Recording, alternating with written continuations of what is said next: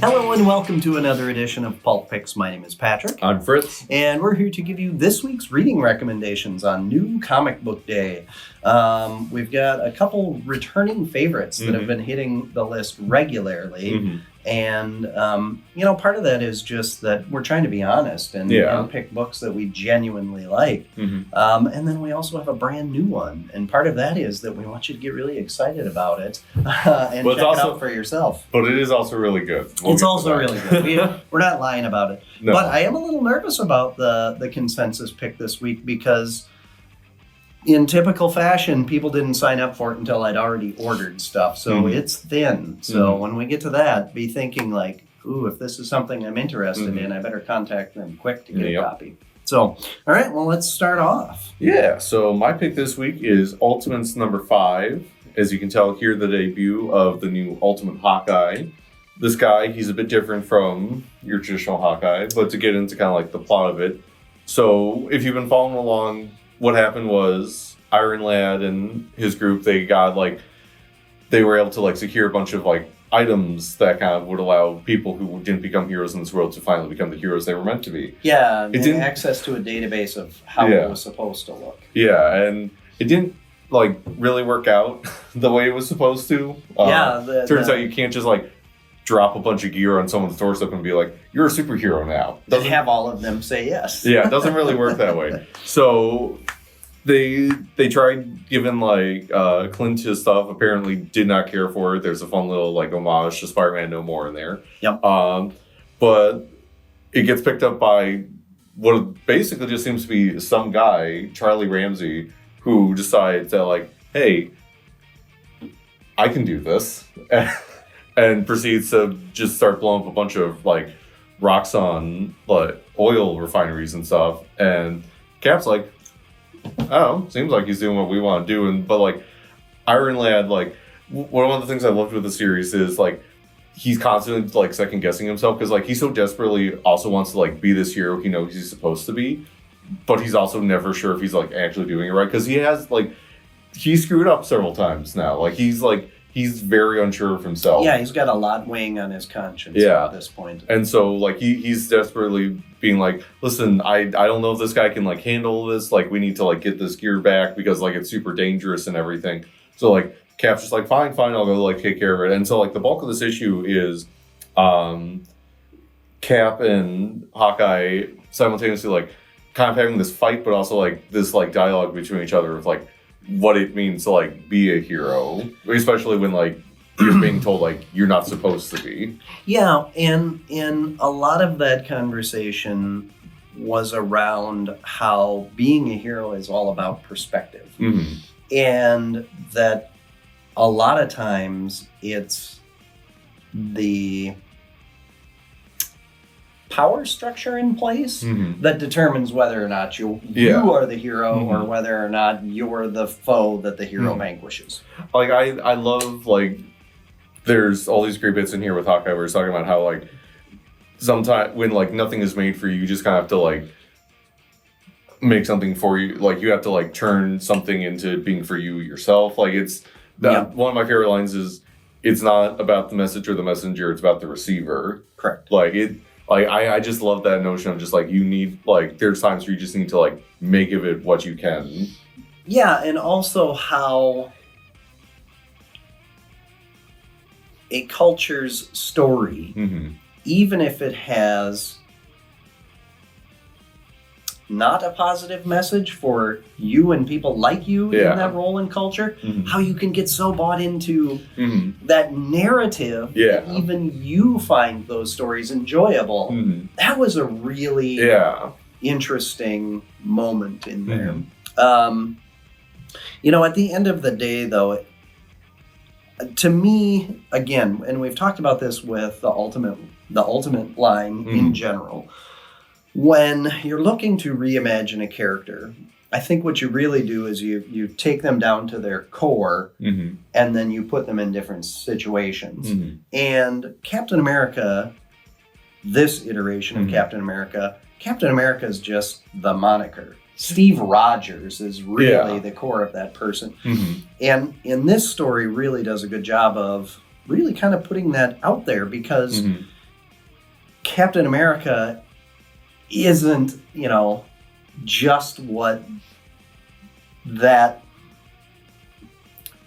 shield and uniform is about. It's about Steve Rogers always trying to be a better person, always trying to include everybody, always trying to make things better for everyone. Yeah, and like the way the situation between the two gets resolved at the end, it's kind of never in doubt, but like it's just like super cool the way they go about it. Yeah, where it's just like when like their like final conversation about like, so what, you're going to try and take this stuff from me, and then like how that just plays out. It's just like. Yeah, of course this was how this was going to go. Like it's so good. Yeah. Like I love Charlie. He's got this like he can be like dramatic, but he can also be like quippy. Like he's just, I don't know, one issue with him and I already love him. Yeah, it was really good. It actually kind of reminded me of early Avengers after Captain America is thawed out and he's having interactions with Clint, and Clint is, kind of giving him a hard time about being an old man, and he's just constantly hitting him with comebacks and stuff. It's really good. Yeah. Also, one thing I don't know if we've talked about enough with like some of the like redesigns for certain characters in the Ultimate Universe. I love like the Ultimate Hawkeye design. It's cool. So cool. Yeah, some of the variant covers really emphasized that and did a good job of, I think highlighting it. Yeah, like we've got like one that's just him like bold on the cover, and I kind of wish I got that one. It's really super awesome. Cool. It's very cool. Yep, dug it. But now for something that's a bit more of the holiday season. Yeah, so I went with a horror book this week. It's all about a flesh-eating skull that vomits blood. And a portal to hell. And a portal to hell that needs to be closed up. So that, of course, is Fantastic Four number 26. Yep. And all of those things that we just said are true. This cover does not lie. It doesn't. And I was talking to somebody yesterday who said, I don't read Fantastic Four, but when I saw this cover in the solicits, I thought I might have to pick this book up. And I'm going to have to tell that person, you have to read this. And we've picked Fantastic Four a number of times. And one of the reasons is Ryan North is just doing a really good job of capturing the dynamics between the characters really well. And this book highlights that skill.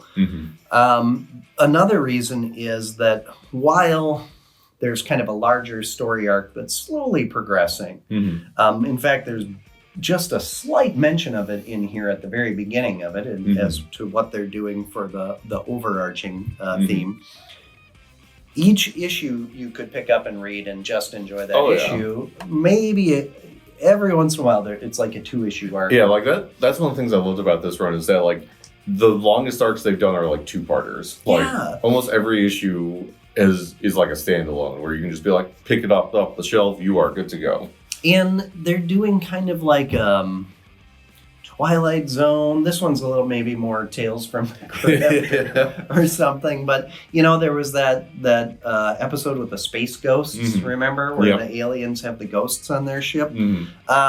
Episode. See, I'm thinking of it in like a TV show now. But it makes it really fun because, yes, there's bigger things that are happening, but they're taking their time to tell an encapsulated story in each issue, and it feels so refreshing because it's very early Fantastic Four. Like I love with this issue. It's like, oh hey, we've made this magic detector because like it's going to be coming in handy soon if you've been following what's happening with certain Marvel characters right now, and end up discovering like, there's like this weird like magic like little epicenter in our basement. What's that about? And like, it's just Reed and Johnny. Everyone else is off trick-or-treating, so they go to investigate it. Things predictably like go awry because I love to talk about here like the two just kind of like feed off of each other's energy and just kind of like escalate off each other. It's so good.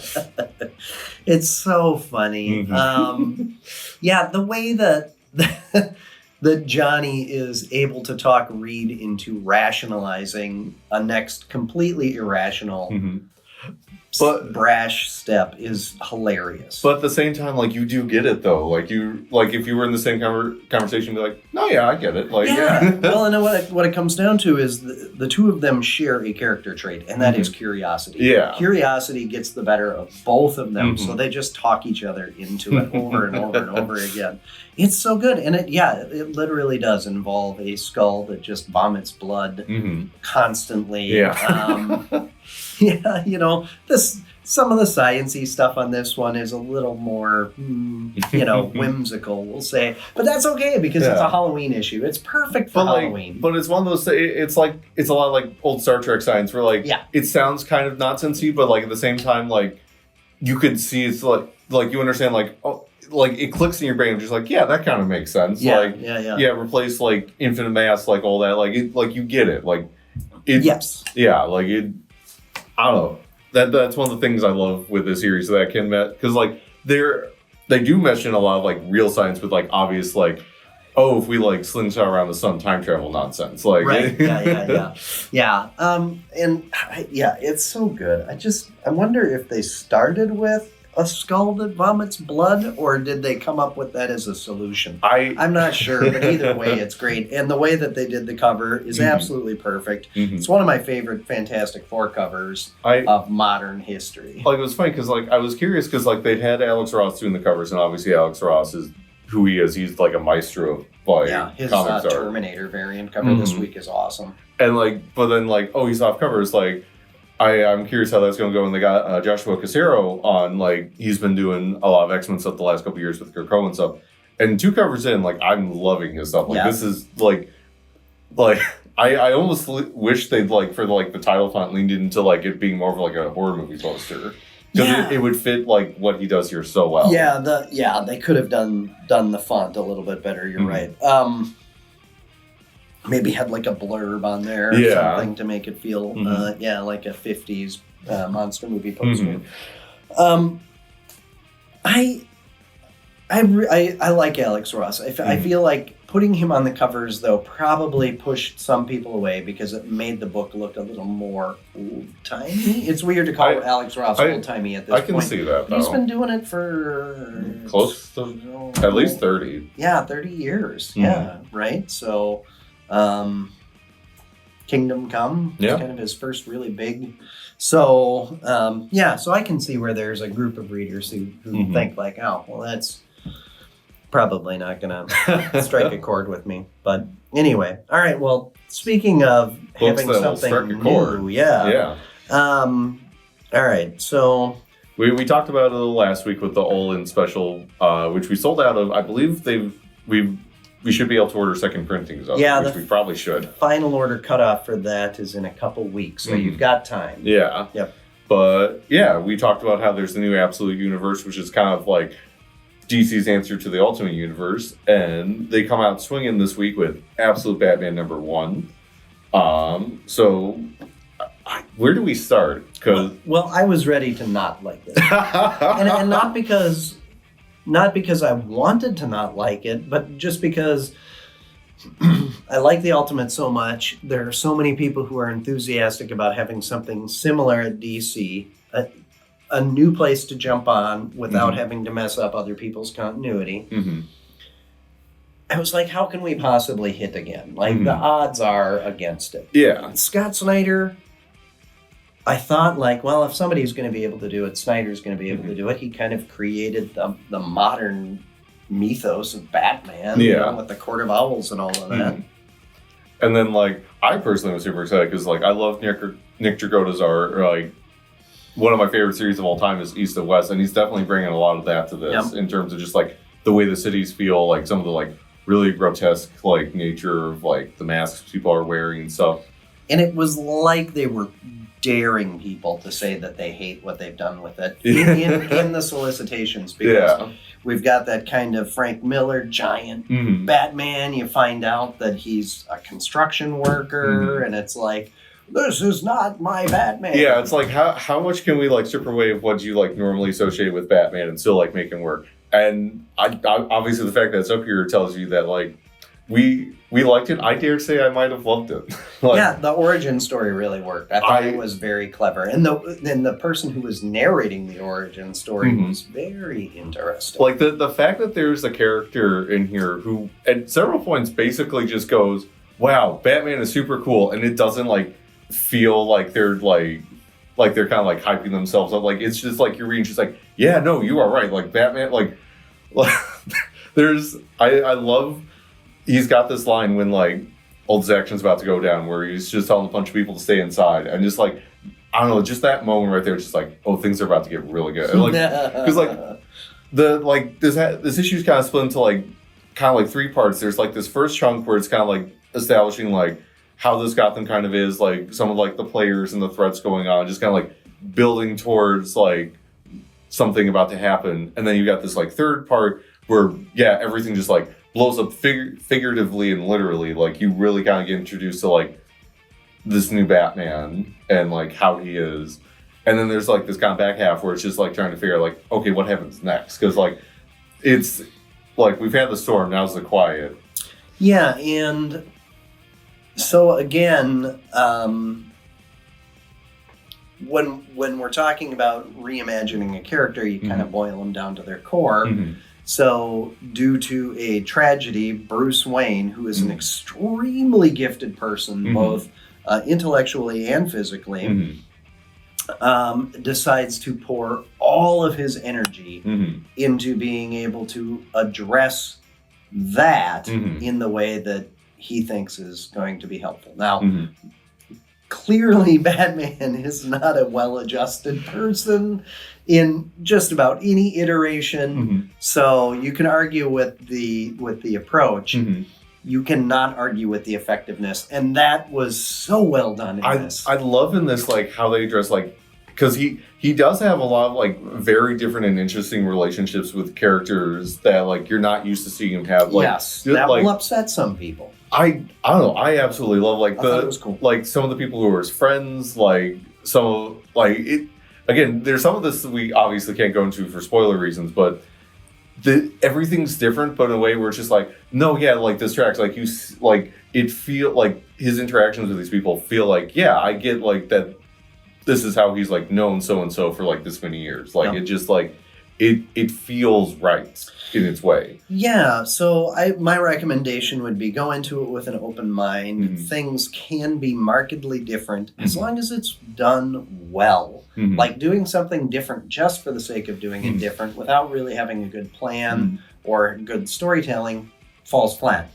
This was none of those things. It was extremely well done. It was well thought through. It was executed. I know, like I talked a bit before about how I was looking forward to Jagoda on here. Like, man does not miss. Yeah, like, it was super cool. Like he's able to sell like these more like intimate character moments. He's able to sell like the brutality of like of what happens when someone like this Batman like gets in a fight with someone. Yeah, and like it's just like there's this one like specific panel where Batman's just like just telling people to like get out of here, and just like just the energy and just like I can't, my words honestly can't do justice. Like there's so many like panels in here which is like I'd buy a poster of that. Like that's just like so cool. Yeah, and you know, I think I've mentioned on here before, when an artist and writer are really clicking, to me, it almost kind of animates between the panels.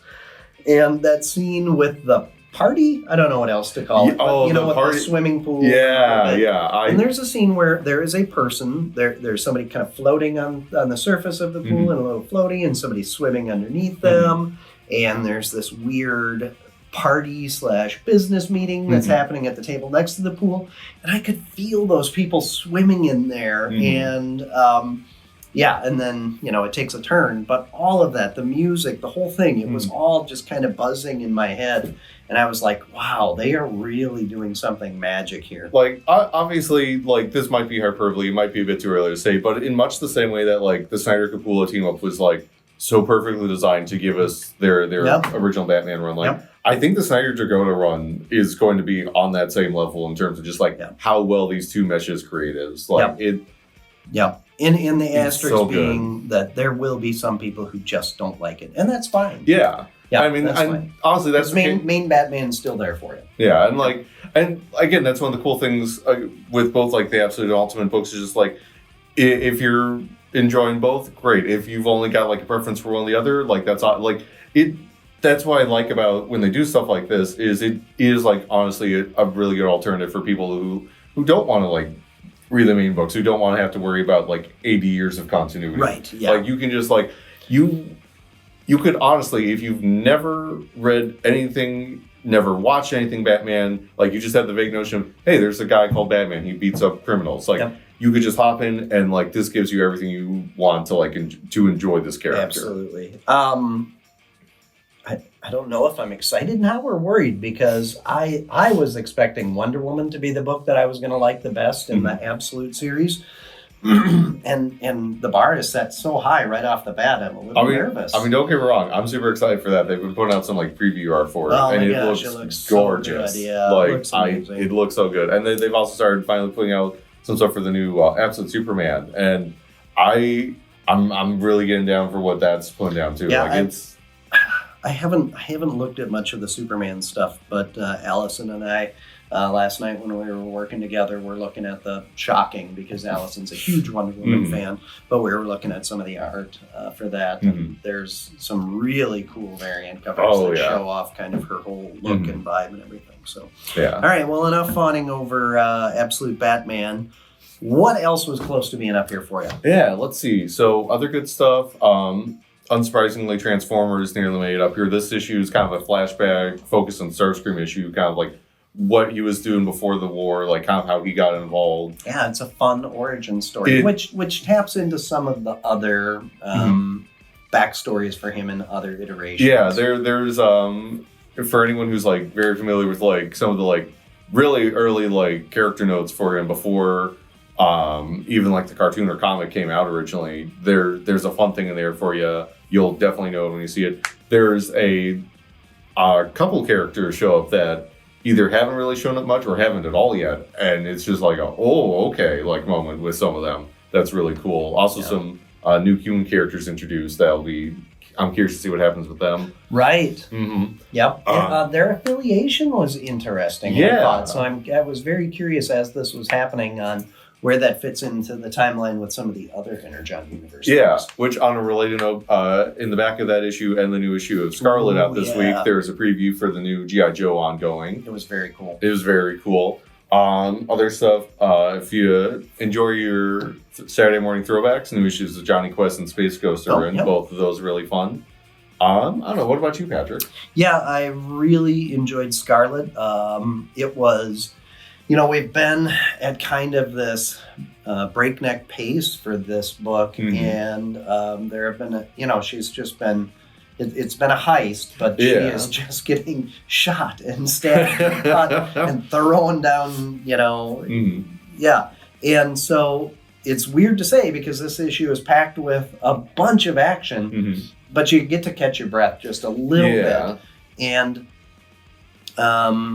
we get to see more characters show up, and I really have no idea how they're going to wrap this because it's one more issue, right? No, this is the last issue. That was it? Yeah, so how are they going to wrap this up? It's going to be very interesting.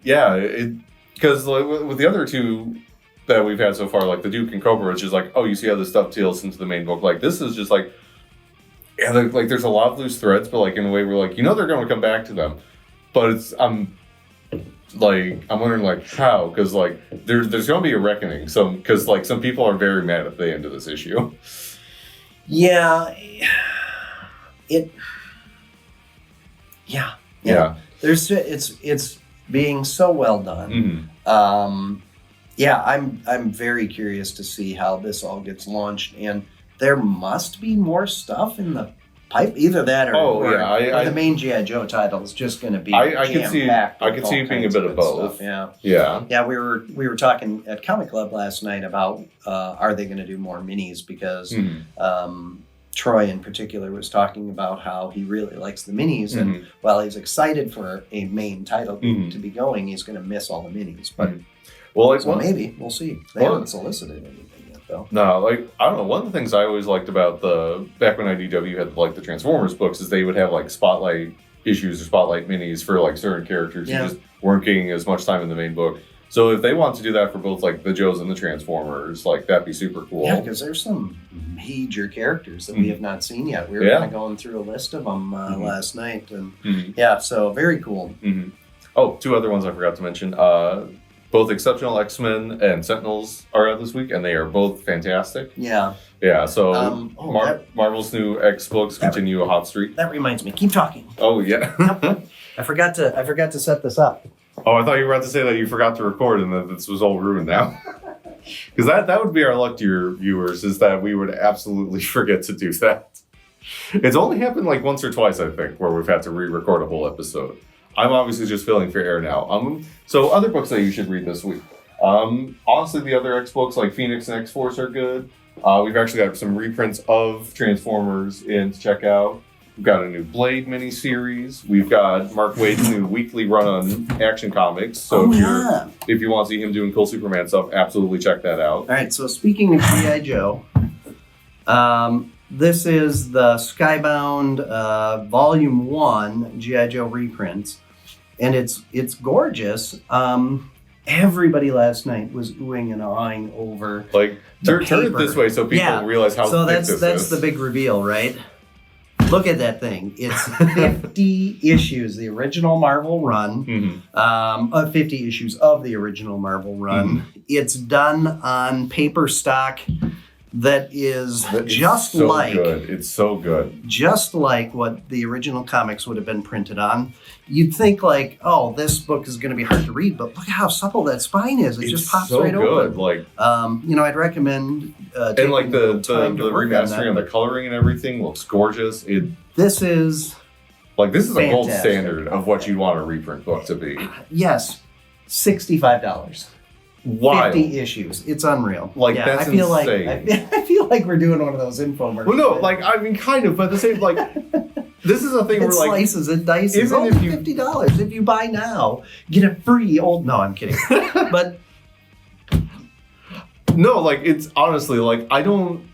Because, that, I do understand that complaint that, people have, but, comics can be, too expensive nowadays. And I'm not going to say you're wrong, but, if you want to bang for your buck, I literally don't think you could do better than this. It's $1.30 an issue. That's wild. We ordered a lot. We already had a lot of people asking us to set it aside for them for today. I reordered more. But if you're interested, get in here quickly because these will not stay in inventory at the distributor for very long. And then you will see them go up to $150 or $200 because that's what happens with this stuff where the rights are spread over a couple companies and they go out of print for years. I can't remember the last time, maybe at the very beginning of the IDW run that they have an opportunity. Maybe, but that'd be 15 years ago or something. Yeah. So it's been a while if they have at all.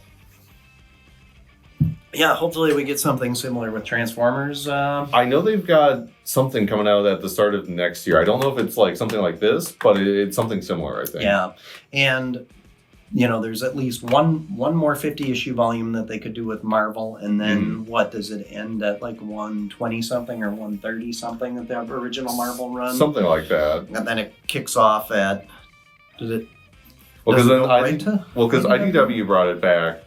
And they're up to issue 300 something now, so they've been also been printing continuation over for a while. Yeah, so we're somewhere in the 6-ish volumes range if they were to continue putting it out like this. We'll see if they're able to, but it'd be really cool because the stuff that Skybound is doing right now is a direct continuation of this with Larry Hama continuing to write. So. Very cool. All right, well, we probably better wrap this up. This is probably one of the longest videos that we've had. But special thanks to Brent Schoonover for coming down on Saturday. It was awesome. I got this super cool Dick Tracy color sketch for the store. He added Dick Tracy to his Amazing Spider-Man sketch that he did last time. Such a great guy, an amazingly talented artist who obviously has honed his craft for many, many years. It was great just kind of talking industry stuff with him and seeing people who are young aspiring artists be able to talk to somebody who's been doing, making a living in the business. And it was just a really great event. So look forward to more of that kind of thing in the future. And be sure to like, follow, subscribe, leave comments, all that stuff that we say every single week. In the meantime, we will be getting ready for the next video, which is actually, we're going to have like a 2-week break. Yeah.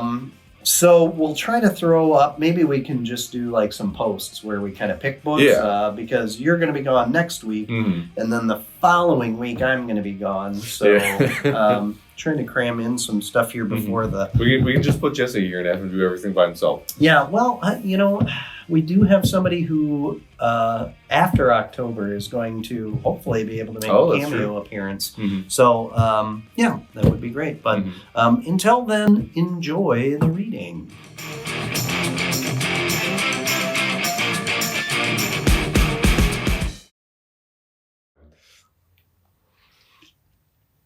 We probably can cut this whole part out.